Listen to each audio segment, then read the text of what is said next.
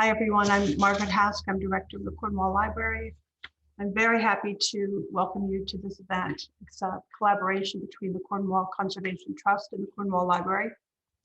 A couple of notes. This will be recorded and it will be on the Cornwall Library website within a few days. And also because we have so many people, we're going to have to keep everybody muted throughout the event. It's my pleasure to introduce Katie Freigang, who's been setting this program up with us. Katie Freigang is head of the outreach for the Cornwall Conservation Trust. She's been spearheading many conservation and ecological efforts in Cornwall, to the point that she has been dubbed the Queen of Green for Cornwall and has held that title since 2004. Thank you, Katie, for all of your hard work on that. And if you're ready, I'll turn it over to you, Katie. Are you ready? Yes. Thank you. Thank you. And thanks to the Cornwall Library and the Cornwall Conservation Trust for sponsoring this very, very wonderful event.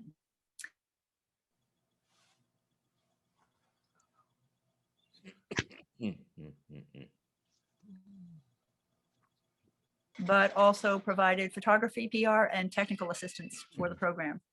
Today, we're going to hear from author and professor Tom Wessels, who's a terrestrial ecologist and professor emeritus at Antioch University New England, where he founded the master's degree program in conservation biology. His interests are in forest, desert, Arctic, and alpine ecosystems, plus geomorphology, evolutionary ecology, complex systems science, and the interface of landscape and culture. Tom has conducted workshops on ecology and sustainability throughout the country for over 3 decades and is the author of numerous books. His latest is Granite, Fire, and Fog, The Natural and Cultural History of Acadia, also Reading the Forested Landscape, A Natural History of New England, and Forest Forensics, a field guide to reading the forested landscape. Today, Tom will show us how to unlock the mysteries of a New England woodland. We will show slides of familiar Cornwall scenes, and amongst the trees and stone walls, Tom will describe why a particular woodland looks like it does and what it looked like in the past. What are the clues to look for? Please submit your questions to the chat so I can correspond them with the slides. Additionally, on Saturday, June 5th, Cornwall Conservation Trust is going to sponsor a guided tour led by Deb and Bruce Bennett as we become forest detectives on CCT's trails and preserves. It's limited to 13 with standard COVID rules, and please register through CT Trails Weekend. But that link is also posted as the first item in the chat for you to copy. So with that, I'm very happy to introduce Professor Tom Wessels, and we'll take it from there. Welcome. Thank you, Margaret. So I think what I'm going to do at the start is give a little primer of the process I use while out in the woods interpreting forest histories. And then we'll go to the slides and just see what they show us, and then I'll interpret them based on what I'm seeing there. So if I'm out in the woods, one of the first things I'm looking for is to see if I'm noticing any changes in forest composition or forest structure. So let's say I'm looking for changes in composition. I'm on a south-facing slope and I'm walking through a forest that has a lot of white oak and shagbark hickory. And as I move around the north side of the hill, I enter a forest that has maybe a lot of hemlock and yellow birch. Well, that change in composition is happening because of the different topographic settings of those two forests. The south side being hot and drier than the north side, which is cooler and moister. And there's eco-indicator species there telling me about that change. Or I might be walking down a slope in a sugar maple forest, and at the bottom of the slope, reach a level area where I hit only silver maple. And then I know I've changed substrate because I'm now in alluvial floodplain forest soils because the silver maple is an eco-indicator. But if I'm seeing a change in composition and I don't have eco indicators, those are plants that are very specifically cited, then I know I'm looking at change in the forest history, that there's different disturbance histories there. The same thing's true if I see a change in forest composition. If I'm in a forest where the trees are young and fairly dense, and then I step into an area where they're older and more widely spaced, I know that, again, the two sites have different forest histories. So then I start looking for evidence of what the different histories might be. And the first thing I go for is looking for evidence of past agricultural use, because about 80% of our forests in the region below 2,000 feet were once open agricultural land. So the first thing I look for there is I'm looking at the superficial topography of the ground. If the ground is lumpy with what are called pits and mounds or pillows and cradles, it means I'm looking at an area that's always been forested, was never open for agriculture, or I'm looking at an area that was just pastured.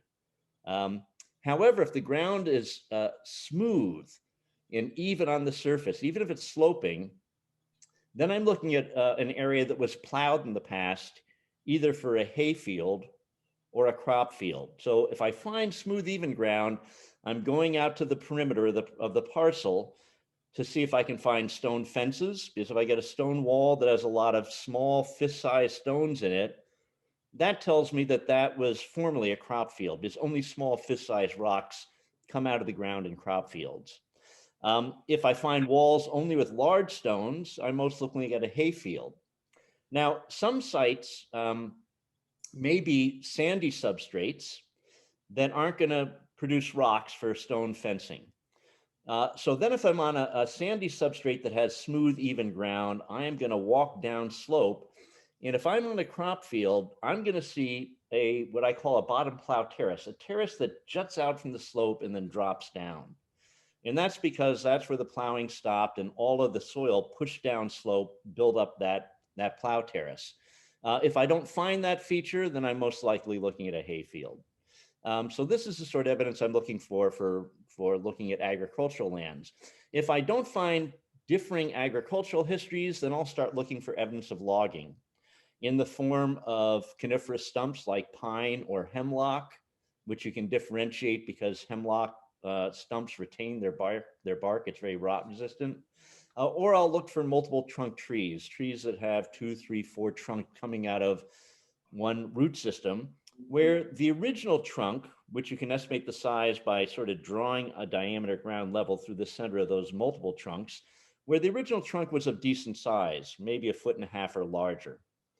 However, if I go into a forest that has a lot of coppice trees in it, where the original trunk was only, let's say, 4 inches in diameter, 5 inches, I'm most likely looking at a site that was subjected to wildfire, because fires generally kill small young trees, not bigger ones. And then those young trees, if they're hardwoods, will stump sprout.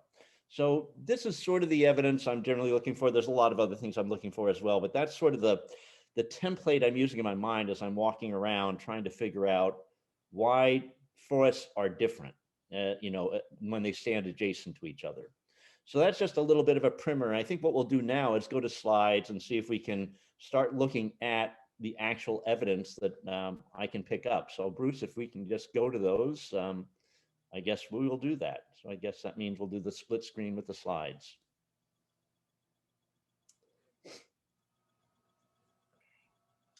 Okay, it's up. All right, so let's go to the first photograph. All right, so this to me looks like, I should probably put my glasses on for these, I see them better. I'm guessing it's a yellow birch, because this is classic in yellow birch. We have 2 trees that germinate frequently on tops of rocks in our region. That's yellow birch and hemlock, and this is obviously a yellow birch. They have very small seeds. They land on usually a little bit of a moss covering, and there must be at least one area, it looks like probably on both sides of this rock, to the right and the left, there must have been just enough of a moss covering where the young roots of the seedling could get down over the rock until they really got into the soil. And a tree like this, once it roots into the soil, it's solid. It's not going anywhere. This is not an impediment for it. They're well adapted to this, but this is very, very commonly seen with both yellow birch and hemlock. And what we'll do, if there's any questions people have, you should just chat them in quickly and Margaret will pass them on. And then if there aren't any, we'll go on to the next slide. So we'll just give a second to see if there are any, and if not, all right, I guess we'll just go on to the next one. Wow, now that is nice. Now we have, this looks like it's probably a white pine, or it could be a red oak, but I'm guessing white pine. And a tree of that size, because it looks like it's at least 4 feet in diameter, is not only big, but it's pretty old. I'm looking here at the bark plates. The bark plates there look to be about 3 to 4 inches in diameter and maybe 1.5 feet long or longer. That means either as an oak or a pine, this is quite an old tree. I'm guessing a tree that's probably, 250 years of age, possibly more. And I'm just wondering, since it is such a sizable specimen, if this is not in the Cathedral of the Pines right down in Cornwall there, because this looks like the type of tree that might be there. I mean, that area got hit in 1989 by a severe blowdown, which took down most of the stand. But there are sections on the eastern side of the stand that were spared. So Bruce, can you tell me, is that in the Cathedral of the Pines? Because it looks like it's not. This is in it's actually in a Pennsylvania forest of old trees. I'd like to just go quickly to the next slide. Just to, Oh, no, wait a minute. There was a question about, could you define bark plates? Yeah, okay, so the bark plates, if you're looking, this bark has fissures in the bark that are darker. So the plates are the lighter sections that are surrounded by those fissures. That's what the bark plates are. But I want to mention one other thing about this slide before we go to the next one. The ground in this slide to me looks very smooth and even. Now, if around where we are, if we're on glacial till soils, after a couple centuries, those surfaces, those forests are going to get very lumpy. Now, I don't know where in Pennsylvania this is. If it's southern Pennsylvania, that is outside of glaciation, then I can't tell what's going on here. But if these are in northern Pennsylvania and glacial till soils, it's telling us that actually this tree may not be quite as old as I think, that this might have been land that was agriculturally used and then maybe abandoned around 1800. But the ground does look very smooth and even to me. So Bruce, where in Pennsylvania was this? it's actually northern Pennsylvania. And reportedly, these trees were supposed to be 300 years old. So I don't know whether it's. Well, I would, if I was there, I would want to core them to be sure about that, because the ground is telling me something else. But I mean, do you remember the ground looking smooth and even? It was in that area, and there was a lot of water in the area. Okay. So I wonder if it might have been an old riverbed. Okay. If the soils are pretty wet, well, then you're not going to get a lot of pillowing and cradling, because the roots would be very superficial. So that's a possibility. All right. Any questions from the viewers about this? No. All right. Then let's go on to the next. All right. So this is this may be in the same site, because this is a Yes. really big tip up mound. I mean, you're looking at a tip up here that's going about 20 feet high and maybe 25 to 30 feet across. So this was obviously a live tree that came down. Dead trees would not make a tip up like this. And it looks like, the tip up itself is not very thick. So this might be in the same site with, again, soils that have a lot of moisture in them. So the roots are very superficial, because that's what's looked like it's happening in the slide. So was that in the same site, Bruce? Yes, it was. So Yeah, there was I think that explains the sort of the smooth, even appearance of the ground. This will make a bit of a pillow, but there won't be much of a cradle. And that's even for a big structure like this. So I can see a question about what causes a tip up.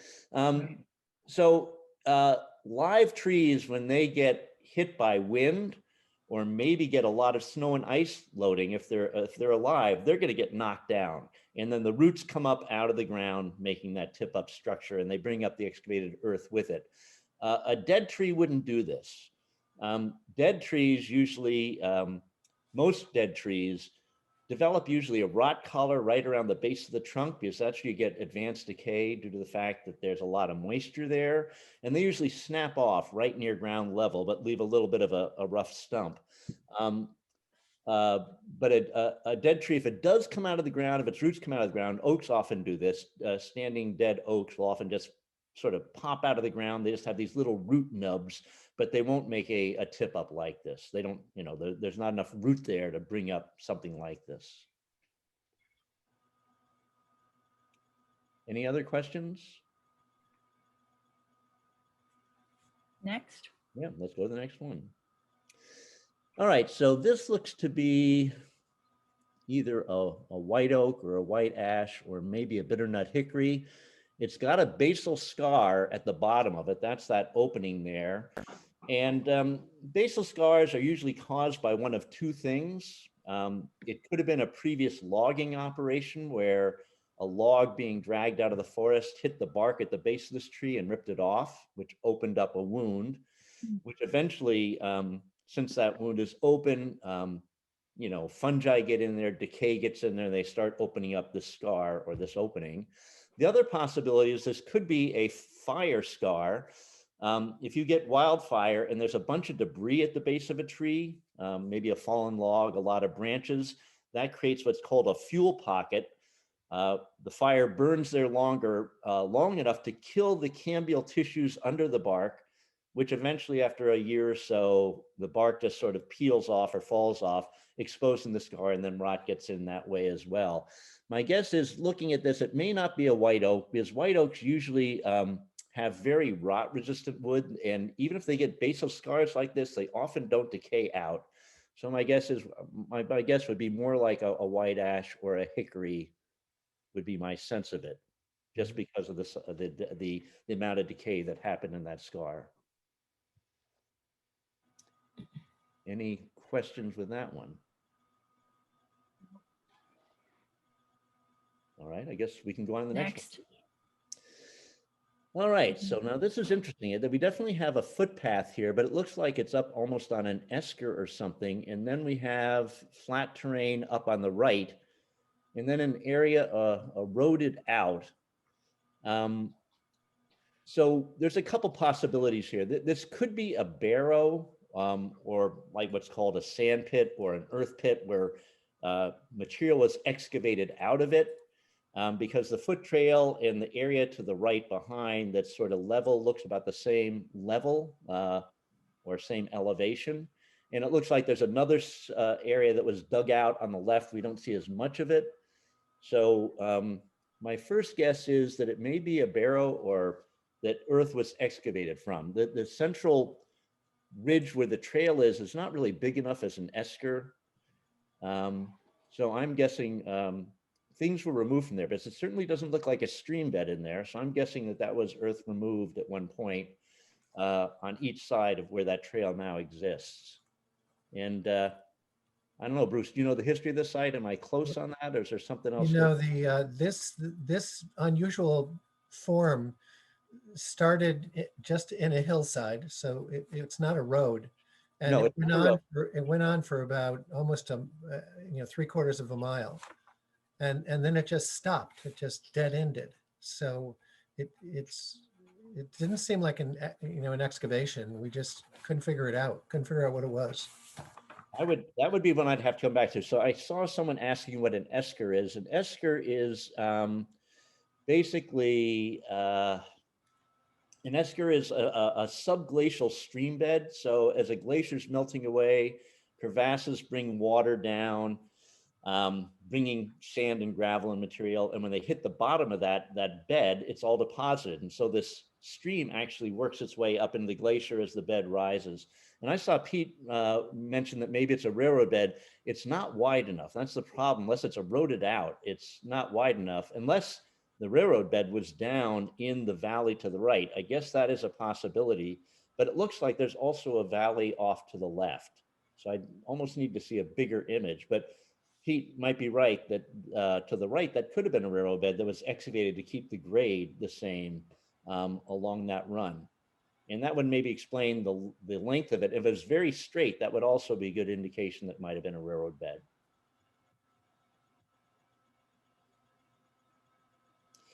Carriage road, possibly, but carriage roads, they wouldn't need to excavate that much stuff because it's not a huge rise. You could rise up over that and down. So I think a railroad bed, if it was made for a purpose of let's say transportation, railroad bed makes a lot more sense. Any other comments or questions? What happened to the rocks? Well, that's a good question as well. And it may be, it could be that this is in a substrate that's not rocky. It could be sandy or gravelly. But no, I'm not seeing any superficial rocks anywhere either. So that would lead me to believe it might not be glacial till. All right, that would be one I'd like to come back to in real life and check it out and see what I could figure out there. All right, next one. Oh. All right, so this looks like it might be a pound for livestock. It's I don't think it's a foundation for a building. It's got an obviously gateway in there, and I mean it could have been for an outbuilding, a barn, but it looks awfully broad for that purpose. And it's not that big, and so often pounds were created so if stray livestock got out, they could be put in there until the farmer could come by and get them. But that's my guess. But does anyone, or Bruce, do you know this actual history of this? I don't, but it looks like a lot of graveyards will have this kind of structure, but there are no graves in it, and it is next to a road that looked, it was a main thoroughfare, so it's been there forever. So yeah, and the pounds were always next to roads because the farmer would have to come in and get the livestock and take them back on the road. So, yeah, so that's my guess is what this is. It looks like a livestock pound.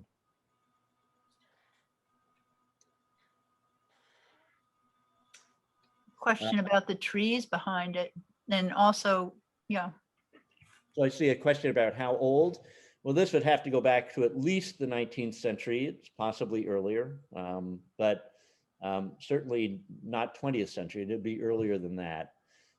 Because, once barbed wire comes along in the 1870s, if you're going to need something like that, they just would have used wired fencing. They wouldn't have put all the effort into building up something with stone like this once barbed wire comes along.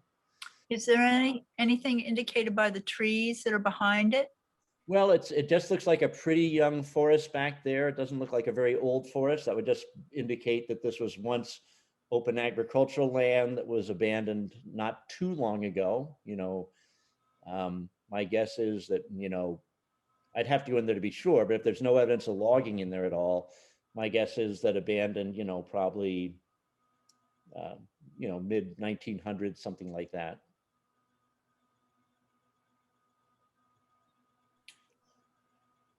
Okay, so the question, why not a wood fence? Well, pounds, wood fences take a lot of maintenance to keep them in good shape. And, if you make a nice wall like this, it's going to last a long time. Not going to have to keep working on it. And in terms of the trees, all I can say is that they're hardwood trees. I can't really tell species at this distance without looking at the bark. Mm. All right, I guess there's no other comments. So next one. Well, obviously an old fireplace hearth. So this most likely was with, I'm guessing, just a cabin. It's not a year-round residence per se, because, or if it is, it's something that was built definitely in the 1900s, because there's no root cellar here. So this is not with an old house, because we would have had a root cellar, which we don't have. So I'm guessing either a cabin or maybe a more recent home that was abandoned or burned down or something, but not a house from, let's say, the 19th century or earlier, because we would have had a cellar hole if it was a year-round home at that point. Bruce, you know the history of this one at all? I don't. Okay. Way back in the woods. Hmm. There is images of an old road. You can kind of see it off to the left there, but way, way off the main road. Hmm. Yeah, well, the lack of a cellar hole is sort of perplexing because they would definitely have one if it was 19th century or earlier.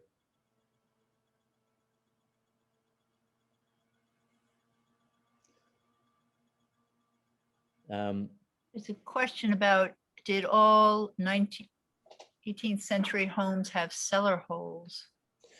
Um, And can you tell the age by the workmanship in the hearth? if I got closer, I'd be able to. I mean, it's not I can tell right from here, it's not a Rumsford firebox, which was a firebox that was definitely used to really heat a home. That looks like a pretty deep firebox, which makes me think it's of a more recent origin, because that's not really a good firebox for heating a home or even necessarily cooking on. And the lack of the cellar hole also makes me think that as well.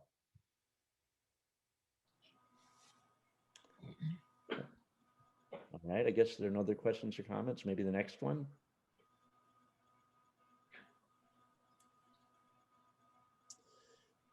All right, so these look like they might be white ash trees. The bark, I mean, a white ash I always identify as the bark looks sort of like the pattern of the bark looks like the rind of a cantaloupe.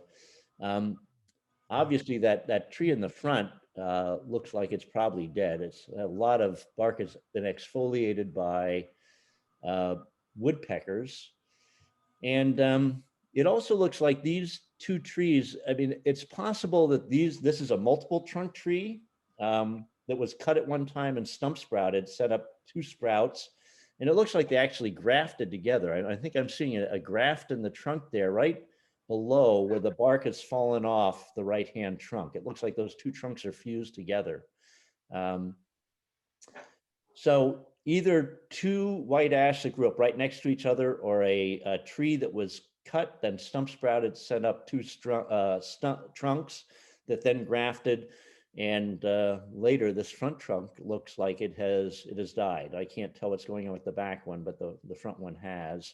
And where was this taken, Bruce? This is along the Housatonic in Kent. I think that's probably emerald ash borer. That's what I was guessing. I was just going to get to that. That's why I was asking where it was, to see if you had emerald ash borer down there, because that is reminding me of what I've seen with ash that have been hit with it, with the amount of bark that's been taken off by woodpeckers. And am I correct? Did you take the shot because of that, or did you take it? Yeah, we took it because of that, and also we were wondering whether that lower part might have been the result of a lightning strike. I didn't think of it as melding together. Actually, now I see that. Okay, that's another possibility. I didn't capture that at first, but I thought that was two trunks. But if that is a scar that we're seeing in the front, and it's going up, and I can see it's turning to the left around the tree. If that is a continuous scar, that would definitely be a lightning strike, because lightning strikes always follow the spiral grain of a trunk. So all trees are genetically programmed to spiral. About 10% spiral in this direction. So as you're going up, the spiral turns to the left. About 90% go to the right. So this is one of the rarer forms. That's genetically determined. And the reason they spiral is so that the branches, as you go up the tree, don't grow right directly above each other. As the spiral makes them be sort of offset as the tree grows up. But the degree of spiral is very much influenced by the rate of elongation of the trunk. If a trunk is really growing up quickly and stretching out, that spiral is very, very gentle. In fact, hardly even noticeable on fast-growing trees.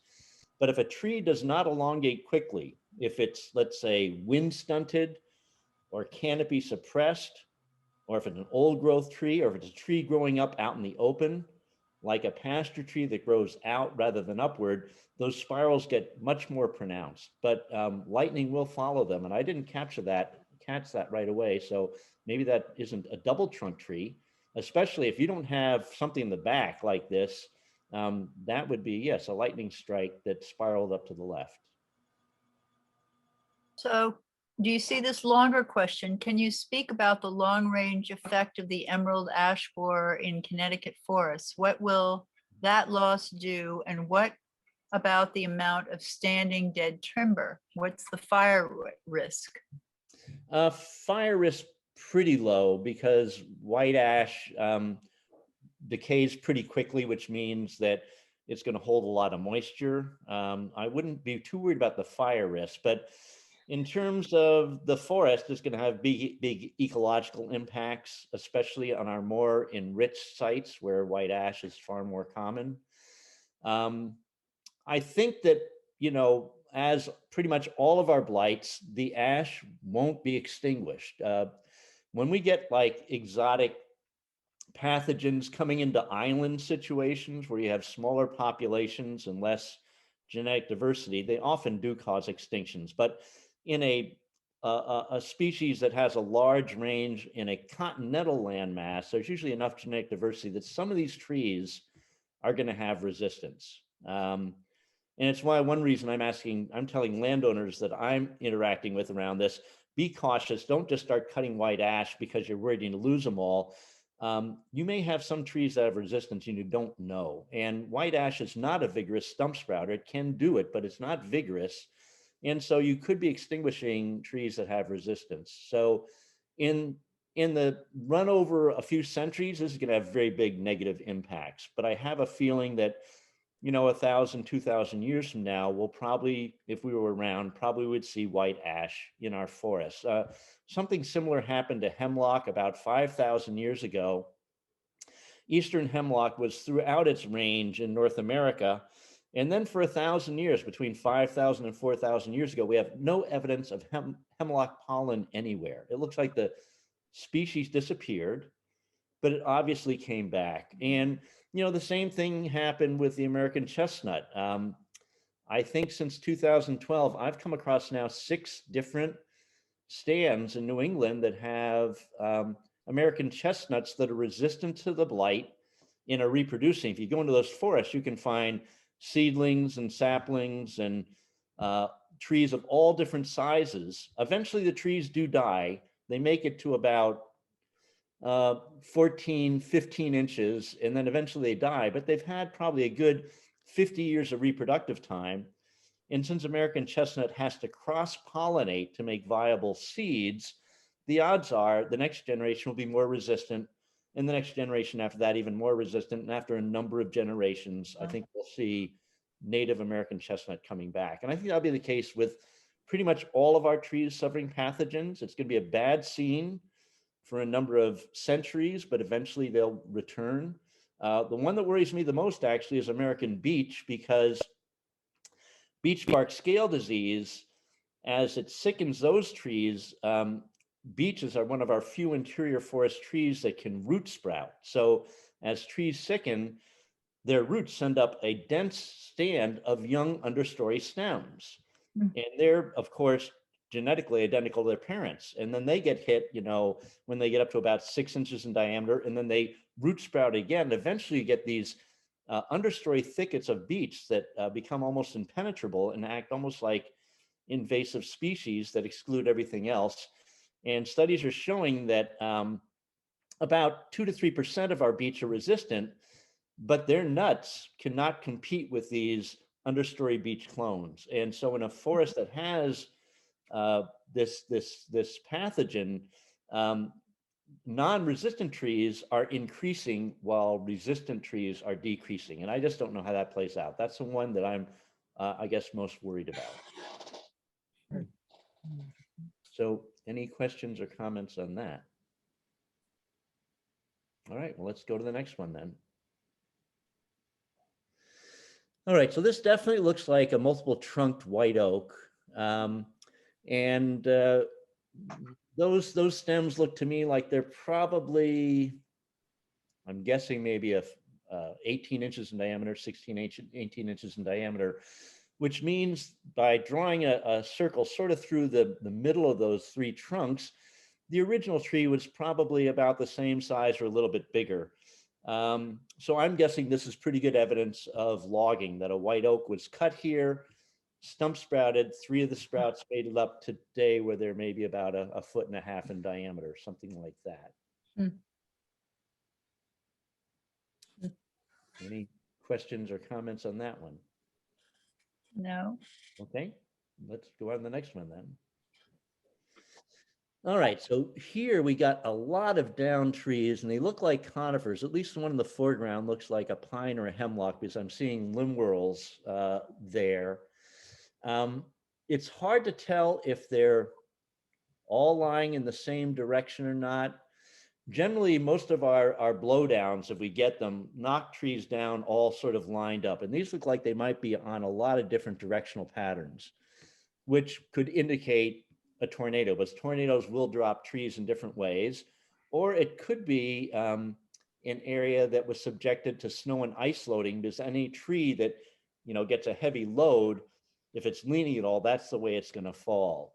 The only other option is that something else maybe killed them all. It may have been that there was a fire in here that heat killed these trees, and eventually they just fell over in that willy-nilly pattern. So either, I mean, the 3 options are either a tornado or a fire that heat killed trees, and then they eventually, they died and then eventually rotted at their base of their trunks and fell over. The third option, that they came down with snow or ice loading. I'm beginning to think this is a result of maybe a wildfire, because I'm not seeing any tip-ups in here at all. I don't see any tip-ups at all, meaning that I think these were all standing dead trees that fell down, and the best guess would be that they had been, you know, heat killed, because they look too big to have been, you know, just cut down willy-nilly like that. And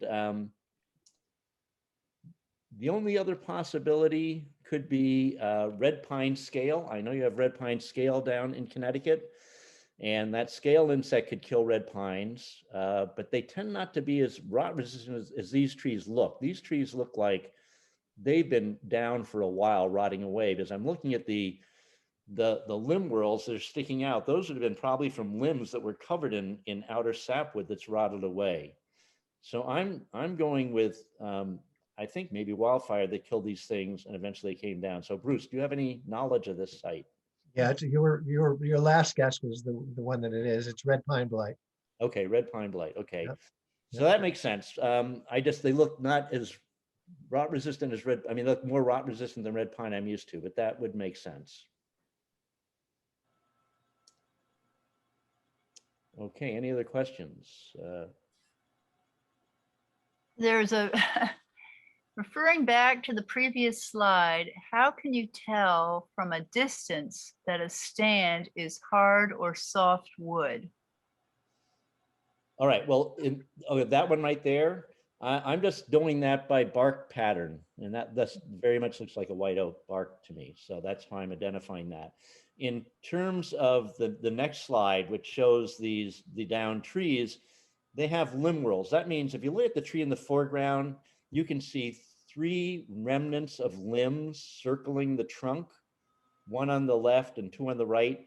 Only coniferous trees put down what are called whorls like that. That's where you're getting, you know, 3 or more limbs growing out the same elevation in a trunk. So all pines do this. All pines, whether they're red, white, you know, doesn't matter what species, put down a tier of limbs every year, which is called a limb whorl. There was a question about blights and climate change. Is there evidence of more blights or spreading faster and farther with climate change? That's a good question. I don't know if I can answer that. Certainly, you know, climate change is a stressor.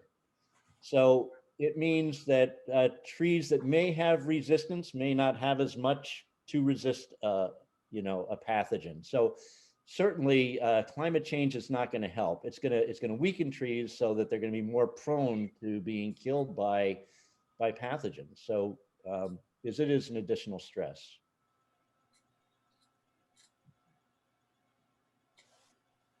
All right, I guess Next slide.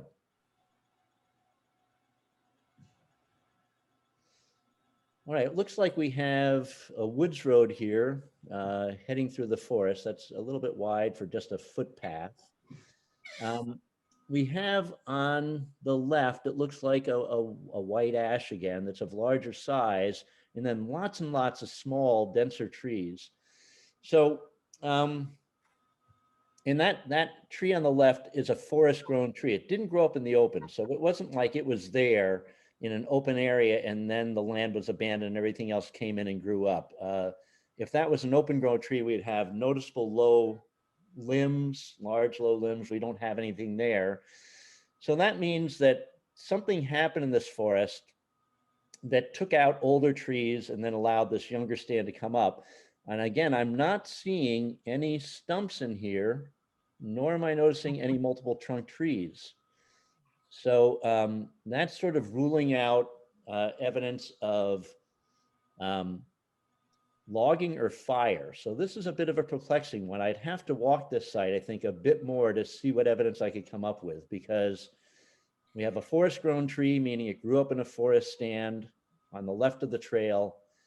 And then something happened in there that removed pretty much the whole forest and generated this dense younger stand, but I see no evidence of multiple trunking or stumps. So this one actually has me stumped. I have to walk the site to really see. But Bruce, do you know the history of this site? You know, this is interesting about the your comment about this larger tree, which I really didn't notice when I took the photo. But this actually is still in that red pine blight area. Oh, it is. And Okay. so you're right. This tree would have grown up in that evergreen forest. Yes. All right. So I'm seeing now the dead trunks on the left. I wasn't catching them initially. Yeah. So, okay, that makes sense then, because the demise of the red pine allowed these other young hardwoods to establish, or they may have been in the understory already, but they released. And this one just, I guess, grew up within the pines, did pretty well, and no one took it out. Because usually, you know, red pines like this, these are plantations that were planted, you know, basically for timber. And oftentimes, you know, a tree like that wouldn't have been left, but someone left that tree in there. All right, so that makes good sense, because I was pretty sure it wasn't logging or fire. So there we go. All right, any questions on that or comments? Okay, so I see some stonework in the background as well. We have stones here that are stacked. I would really like to see more of this shot, because there's two possibilities. And one possibility is that we're in, you know, an area that was agricultural land. I'm guessing it is, because I think that might be a bit of a stone wall back there or a stone pile to the back to the right. Or someone or just could have just been playing around and piling stone like this.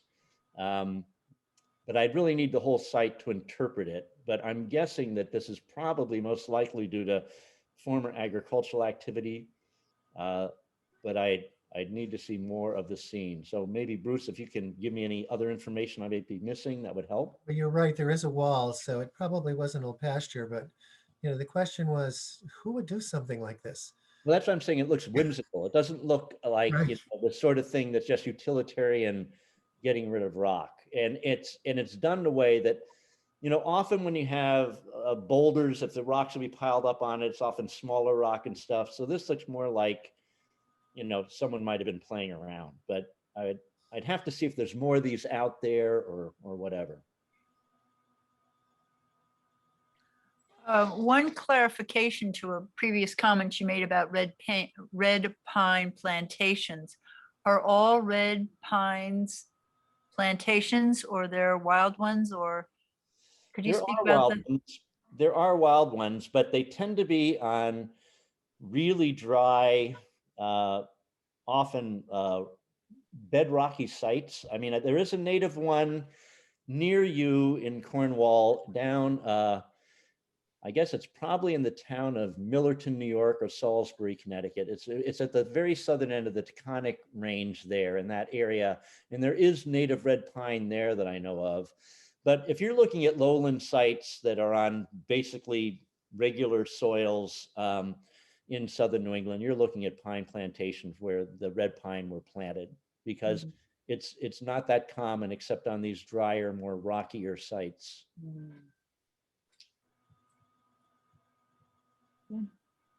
Any Let's go other to the comments? next one. All right, next slide. All right, this definitely looks like a red oak, and it does have a basal scar on the right-hand side. Again, that could have been from a logging operation where a log was dragged by. It could have been from a fire scar, a basal fire scar. The tree has some age to it. Just looking at the bark characteristic, I'm looking again at the depth of the fissures on the bark and the size of the bark plates. So I'm guessing the tree is certainly in the range of at least 100 to 200 years of age. And that's about all I can say about it. Is there anything else, Bruce, you want to mention on this? Well, there was this disease that we noticed on a number of trees. It doesn't seem to do any harm to the tree. We was wondering if if you knew anything about it. Yeah. There's a bark fungus that it's most commonly seen on white oak. It can happen on red oak, but it basically is just living off the dead bark tissue at the base of the tree. It happens on older trees, so it's not uncommon on older oaks, but it's not harmful to the tree. And there was a question about how does a basal scar happen from logging? It's when a log is being dragged out of the woods and it hits the bottom portion of a trunk of another tree and just rips the bark off. And that creates a wound, which then develops into a scar as the wood underneath starts decaying away.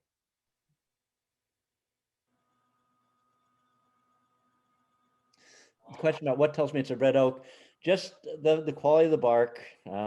It's just, it's when you're out in the woods a lot, you can start to identify trees by their bark texture. And actually, I had the ability to do this as a young boy. I didn't know the trees I was looking at, but I could differentiate different forest types, even though I didn't know what trees I was looking at. I knew that these type of trees always grew in this sort of a site, and these type of trees grew in that sort of a site. It was how actually, as a young boy, I could navigate around in a woodland across the street from our house. It was quite sizable and never get lost because I had a mental map of where the different forest types were, even though I didn't know what the trees' names were.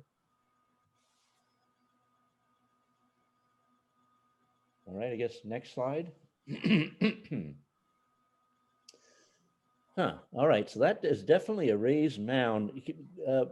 Bruce, what's the like shape of that thing? Is that rectangular, square, round? What is that? It's round. It's round. If it was bigger, it's not big enough. I'd be starting to think about a charcoal hearth.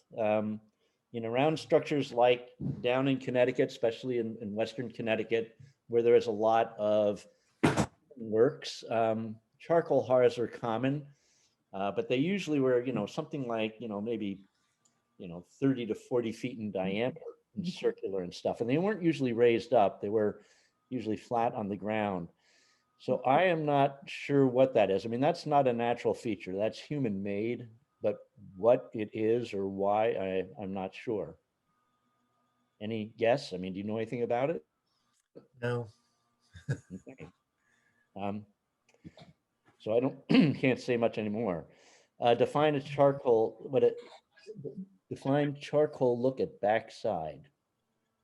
I don't think we can go around that piece. So this next slide, which I think it's appropriate to go to now, this is about 30 feet across. Okay. And this is round and level. Yeah, but that looks like it's laid up on stone. Hmm. That looks like I'm seeing like maybe a stone dump or something. Hmm. So there's a question: did Native Americans do burials? It's it's a good question. I don't know. There is stonework I've come across with other people from the Smithsonian stuff that we have definitely ruled out basically colonial stonework. It would be predating colonization. So, I don't know about a structure like this being of Native American origin. Now, Pete is saying that these are charcoal hearths. I'd have to see them on site. I can't make that out from this image. Because this looks raised up to me, and usually the ones I'm seeing are like excavated on hillsides or pretty level. There's excavation from somewhere, but they're not necessarily, well, they'd be raised up on the front lip. That last one looked like it was small and circular around. All right, so Pete's saying, yeah, the front end of this hearth is built up to maybe level it off. So Bruce, to confirm this, if this is truly a charcoal hearth, this should be flat on the top here going back, and you ought to see a cut bank in the back somewhere where the ground rises up. Yeah, back in there somewhere. Do you remember seeing anything like That's a cut bank. All right, then Pete's right. This would definitely be a charcoal hearth. Let's go back to that previous one. I don't think that previous one was, because it looked like a small mound. Hmm. It's too small. It's like maybe, 10 feet across, and it looks like the whole thing is raised up all the way around. But I'll go with the one after this being a charcoal hearth. That with that cut bank in the bank. Yeah, that one there, I'd say definitely is. Tom, one of the things when I was reading about these, they were saying that trees tend not to grow in the hearth area because of the pH of the soil has been so dramatically changed. It is. That's usually the case. And in this case, it's hard to tell where the edge is, but often that is the case. They're pretty free of trees. Not completely. I've seen trees growing up in them, but boy, there's usually quite devoid of trees. Hmm. Any other questions? All right, let's move on to the next one.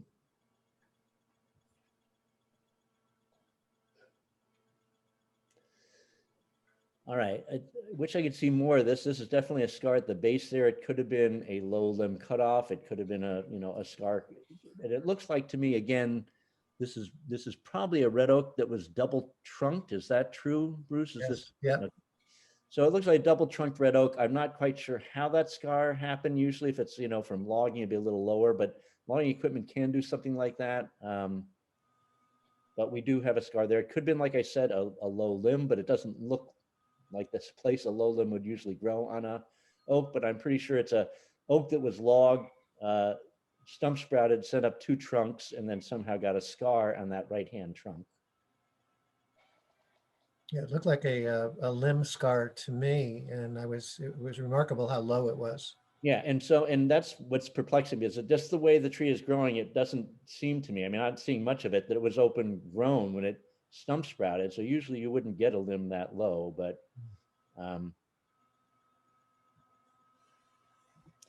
okay, a tree stump sprouts either when it's cut in logging, a hardwood, let's say, or it gets heat killed by a fire, because all of our hardwoods have epicormic buds. These are buds that lie under the bark that are dormant, but if above ground portions are killed and then there's enough light, those buds become activated and start sprouting out as new trunks. So it's just a nice defense mechanisms in our hardwood trees that allow them to survive logging incidents or fire incidents. And we do have one conifer that does this. Our pitch pines, being very fire adapted, can also stump sprout. So if they get heat killed by a fire, they can sprout up from their base and grow up as a multiple trunk tree. Any other comments or questions?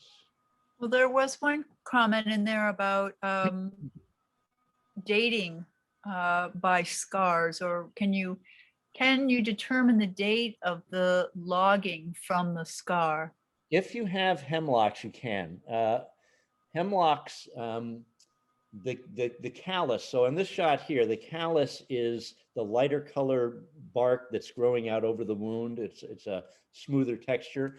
That's the callus wood, and the bark on the callus wood on hemlock lays down annual growth lines that are very easily counted. Usually, a good 30, maybe 40 years after a logging event, if you have a open basal scar, let's say on a hemlock, you can actually date to the year when the logging event took place by counting those various bark lines that each one represents 1 year's worth of growth. I wish we had a photo here to show that, but it's commonly seen in hemlock.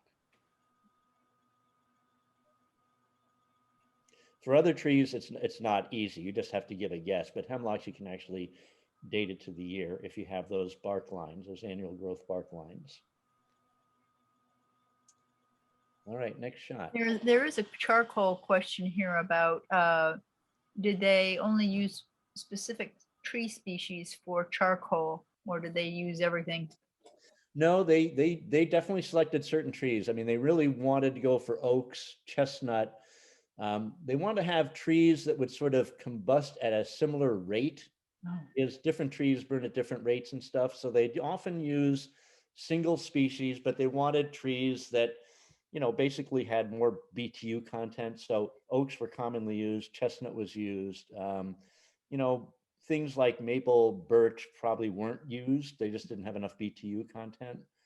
So yeah, so they did. And like I said, they usually just would use one species in a hearth at a time so that the burn rate would happen all at the same time. They had to time it and everything.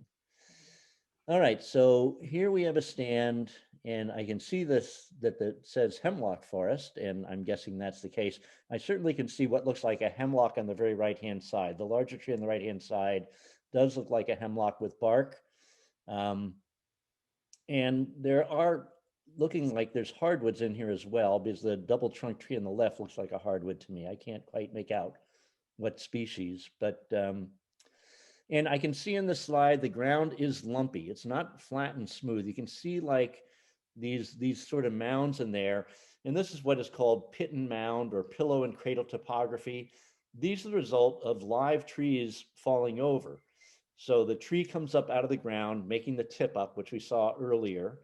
As the roots rot, that earth is basically deposited in a mound or a pillow, but next to it is a depression, a pit or a cradle where that tip up came out of. So due to our robust sort of disturbance regime around here from wind events and snow and ice loading, after a couple centuries, our forest floors get carpeted in these pillows and cradles. Now, looking at these, they don't look that dramatic. And when I see pillows and cradles like this, I start thinking, well, maybe I'm looking at a pasture, because in pastures, when people opened up pastures back in, you know, the 1700s and the 1800s, they didn't plow the land. If they were just going to pasture it, they just cut the trees. The very first sort of forage for the livestock would be the stump sprouts. And then once everything was denuded, they'd pull the animals out and then just throw grass seed on the ground. But they left the stumps, which eventually rotted away. And the pillows and cradles would have been left. And they can be visible in our forests up to about 1,000 years for big ones before they, you know, slowly settle down and disappear. So I'm just guessing by the nature of these things, it looked like it could have been a pasture. I'd have to go in there to confirm it, but definitely an area that's never been plowed. Okay, I'm gonna let's have about 3 more slides, and Bruce, make them, you can choose. All right, so this looks like it's the Hemlock Polypore. This is a host-specific fungus that grows on dead hemlock trees. And interestingly enough, just this past summer, I came across the pleasing fungus beetle. It's a species I've never seen before. It is host-specific to this fungus. So it feeds on and breeds on this fungus. And the ones I saw were just covered these beetles, and I was surprised I'd never seen them before, but they only have a 2-week period when they're above ground and visible. And I just happened upon it at the right time. So it was very neat sort of thing, because I saw a host-specific insect on a host-specific fungus, because this fungus will only grow on hemlock. But again, the Hemlock Polypore is what this is called. All right, next slide, I guess. It looks like a rock in maybe the frozen ground. Is that what I'm looking at here, Bruce? Yeah, you know, there's that whole description of how rocks are grown, I guess you would say. And I thought this was kind of a photo of, you know, that actually happening. Yeah, so, you know, rocks do move up if there's not perennial roots holding them in place. So like in a site like this if there's not roots of trees or shrubs holding that rock in place, or there's not grasses or whatever. Freeze and thaw cycles bring rocks up to the surface. So one way to think about it, the rock is here and the ground freezes, and then the freeze zone goes down further below the rock, and the rock is stuck in the frozen ground. What people don't realize, when the thaw commences, it happens from the bottom up, is right below the frost zone. You're into soil temperatures around 55 degrees. So as the winter abates and the cold is not getting down as far anymore, that thaw zone is working up. It gets to the rock. The rock is released, but it can't fall back into its original place because the ground below it is already settled and filled in. So they're slowly lifted up like, a quarter of an inch a year and brought to the surface.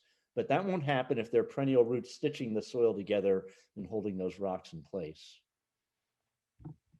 Oh, that's a great answer to an earlier question. Where do rocks come from? Well, they came with the glacier. That's how they got here. But freeze and thaw cycles, this is really classic on crop fields where there aren't any perennial roots. Though those rocks are slowly lifted up, have to be pulled out, taken out, and that's where all the rocks to build like a lot of the stone fences came from, just coming out of the ground from freeze and thaw cycles. Going back, sort of, there is a question here about how long do stumps take to rot? It depends on the size and the species. So Yeah, certain hardwood trees like beech, sugar maple, birches, things like that, their stumps are not going to last, even on really big trees, much more than about 30 years or so. But trees like white oak, American chestnut, black locust, their stumps will last over a century and they naturally hollow out. And then our pines, like this looks to me like it's an old white pine stump. Big pine stumps can last over a century. So it depends on the species and the size, but this very much looks like a white pine stump. It could be a red oak, but the amount of moss growth is leading me to think more probably white pine. So again, depends on species of tree and size of tree. so when we're looking at the pillows and cradles, are there stumps under those pillows sometimes? Not usually, no. Those are, again, the pillows would have been the tip up, and the roots that brought all that earth out just rotted away, and then all the earth was just settled in that mound. So yeah, you might have little bits of wood in there from the old root material, but you wouldn't have a stump in there. Okay. Well, let's see. Is there anybody, if anybody else has a burning question, pop it in now, please. Do you have any overall comments you'd like to make, Tom? Me? Yeah. No, it's a fun process to do. I mean, I haven't seen any of these slides, so it's just fun to just take a look and try to figure it out. It really is fun and it's totally captivating. This could go on for another hour, no problem. This is very, very fascinating, all these clues. Katie, I thought that Tom was very brave to have these slides just thrown in his face and have him determine what was going on in these slides. So Absolutely. it's scary for me.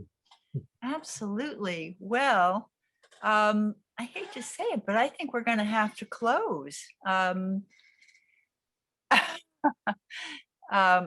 I learn to do what you do? Someone said.